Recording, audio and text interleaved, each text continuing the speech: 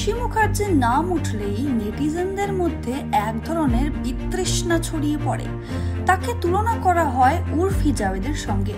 একজন বাঙালি মেয়েকে এত অশ্লীলতা করতে দেখে রীতিমতো রেগে যান দর্শকরা। কিন্তু জানেন কি, হঠাৎ কি করে এত বেশি জনপ্রিয়তা পেল খুশি মুখার্জি? খুশি মুখার্জি প্রথম নজরে আসেন জনপ্রিয় রিয়েলিটি শো স্প্লিটসভিলার মাধ্যমে।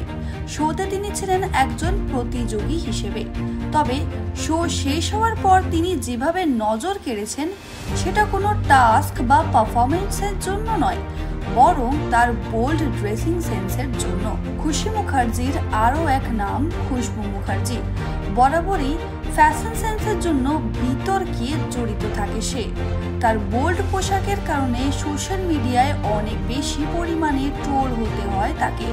শুধু নেটিজেনই নয়, টেলিভিশন অভিনেত্রী ফলক নাজ পর্যন্ত প্রকাশ্যে খুশির পোশাক নিয়ে ক্ষোভ উগরে দেন। তিনি প্রকাশ্যে বলেন, এটা ফ্যাশন নয়, বাজে প্রদর্শনী। এই মন্তব্যে আরও তীব্র হয় বিতর্ক।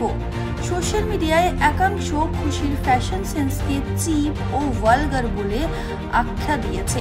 বোল্ড ফ্যাশনের নামে খুশি শুধু সস্তা জনপ্রিয়তা পেতে চাইছেন বলেই মন্তব্য করছেন বেশিরভাগ নেটিজেনরাই।